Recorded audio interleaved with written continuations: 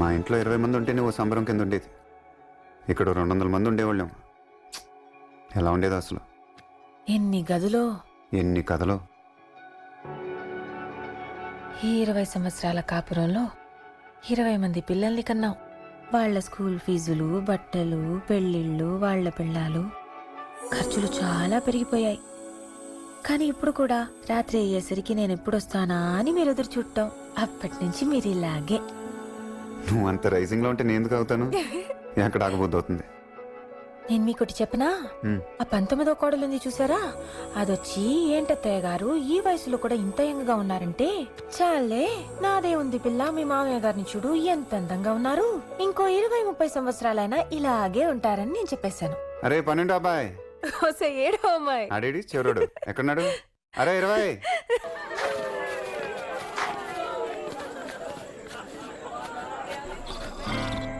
చిన్నానా, పెద్దనా, తాత లే, లేగు లేగు.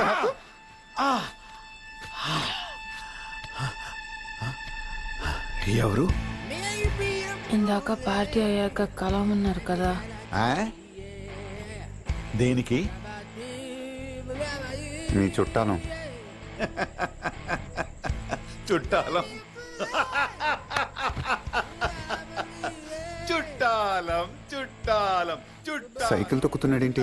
చుట్టాలం చుట్టాలం. ఇప్పుడు car, car, bus, train, flight అని నీకు మళ్ళీ తిరుగుతుంటే వాడిని ఎందుకో తెలుసా? You know why? వై? మనుషుల కోసం. I love people around me. నీలాగే నాకు మనుషులంటే ఇష్టం. కానీ ప్రతి వాడు వాడుకోవడం మొదలు పెట్టాడు. ఎవడో అనుకుంటే లవ్ చేసింది, పెళ్లి చేసుకుంది కూడా అలానే చేశారు. ఇంకా నాకు సంతోషం ఇక్కడ దొరకదని ప్రపంచమంతా తిరిగాను. బట్ ఎక్కడో మూలలున్న ఓ దీవి దగ్గరే వెళ్తే కూడా నాకు అన్నం పెట్టేది మనిషే కదా. Then I decided, చివరికి ఆగేది మనిషి దగ్గరే. సో I decided, 2 రోజులకోసారి పార్టీ. నా మందు కోసం వస్తాడో, నా అవసరానికి వస్తాడో, మనుషులు ఉండాలి.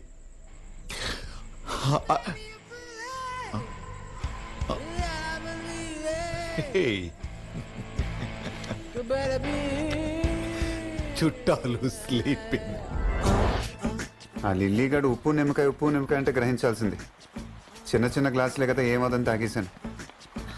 లోపల ముళ్ళ చక్రాలు తిరుగుతున్నాయి. ఇక్కడ నీకు దండం పెడతాను, నీకు సమాధానం చెప్పే ఓపిక కూడా నాకు లేదు. రాత్రి అతను ఏదో అన్నాడే. మీ అంకులే కదా రాత్రి ఏదో అన్నాడు. ఏమన్నాడు? ఏమన్నాడు?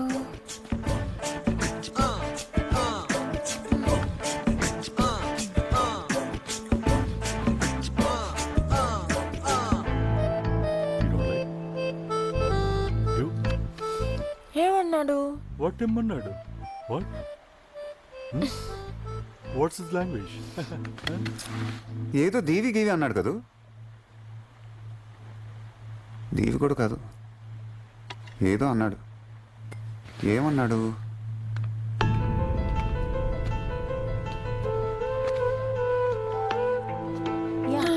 అయ్య బాబోయ్, అంకుల్ ఏం తిరిగాడో గాని నేను తిరిగినట్టుంది ప్రపంచం అంతా. Have it.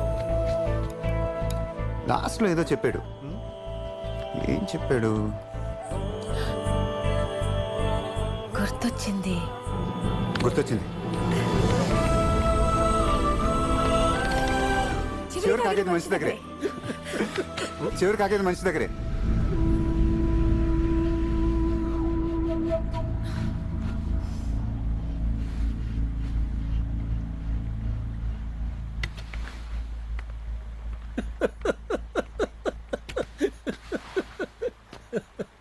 ఇప్పుడు చూడాలి, నవ్వులతో కొట్టేసుకుంటారు.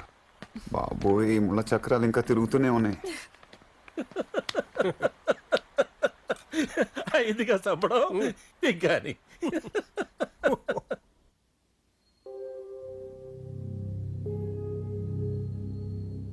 ఏంటనే ఏదో చెప్తానని పిలిచి మాట్లాడమే. నా పాటకి నేనేదో నా పాటలో నేను పడదాను బయటికి వెళ్తే అన్నీ నాకే కనబడతాయి. 4 మాటలు కోపంగా మాట్లాడితే నేనే చంపేశానంటున్నారు. మరి ఇది చేసే శాస్త్రులకి నా కూతురు విషయంలో ఆశ పెట్టుకున్నందుకు నేను ఎప్పుడో పోవాలి కదరా. నాకు పౌరుషం ఉంది కాబట్టి నేను ఇడిపోయాను. మీకు ఇంకా ఎక్కువ పౌరుషం ఉంది కాబట్టి మీరు ఉండిపోయారు.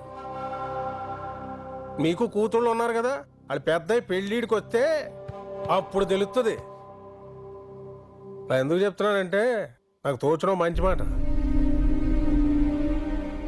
ఖర్చుకో లెక్క కష్టానికో లెక్క రాయచ్చు కానీ కోపానికి లెక్క రాస్తారా? ఆడు సొమ్మేం పోయింది? ఆడు చనువు కొద్దీ సునాయాసంగా తిరిగేస్తారు ఎవరితో అన్నా సరే. అయినా ఇంటికి వచ్చిన కోళ్ళ అందమైంది అనుకోరా, చూడడానికి బాగుంటుంది. అదే తెలివైంది అనుకో, ఉండటానికి బాగోదు.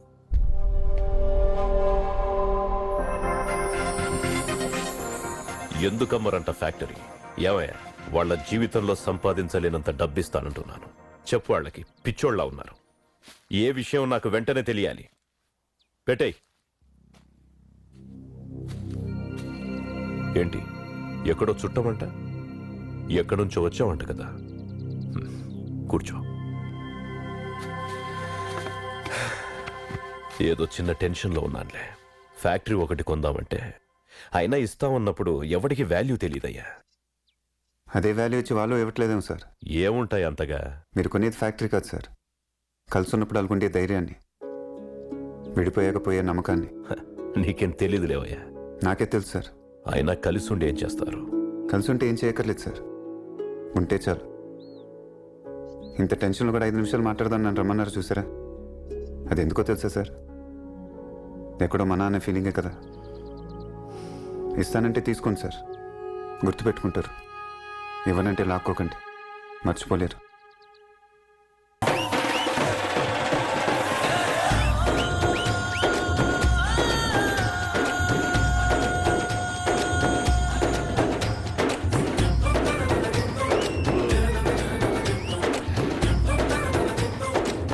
వెళ్ళిన ప్రతి చోటు ఏదోటి చెప్తుంది కదా.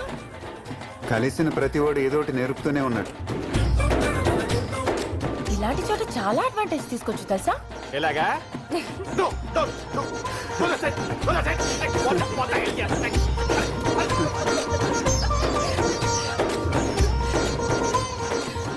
ముందు నేను పరిగెడుతూ ఉంటాను,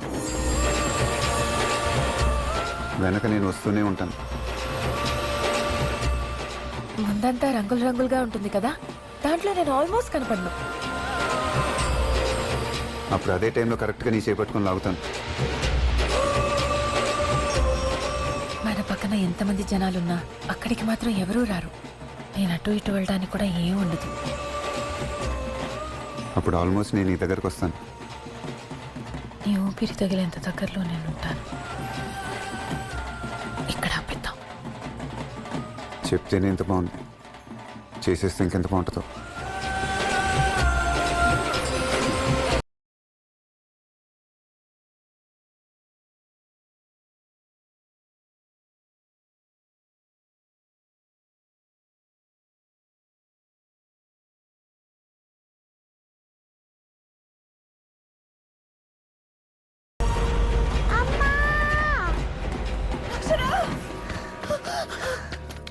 హాస్పిటల్కి వెళ్దాం రండి. హాస్పిటల్కి వద్దు, ఇక్కడ ఒక్కదాన్ని ఉండాలి. చాలా భయంగా ఉంటుంది. ఇక్కడే చాలా మంది ఉన్నారు, ఇక్కడే బాగుంది. దేవుడికి దండం పెట్టుకుందాం. ఇవాళ వద్దు, రేపు వస్తానని. దేవుడు మంచోడు కదా, నమ్మేస్తాడు. హాస్పిటల్కి వెళ్దాం రండి అమ్మా. హాస్పిటల్కి తీసుకెళ్ళిన ప్రయోజనం లేదండి. డాక్టర్ వారం రోజుల క్రితమే చెప్పారు వెళ్ళిపోతుందని. పోవడం అంటే నిద్రపోవడమా? అప్పుడు కూడా ఆడుకోవచ్చా? అక్కడ ఇంకా ఎక్కువ ఆడుకోవచ్చు. అక్కడ కూడా స్కూళ్ళు ఉంటాయి.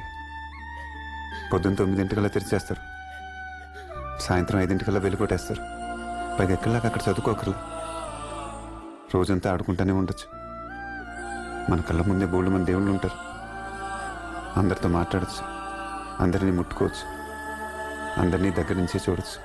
అప్పుడు మీరు కూడా నాతో వచ్చేయచ్చు కదా.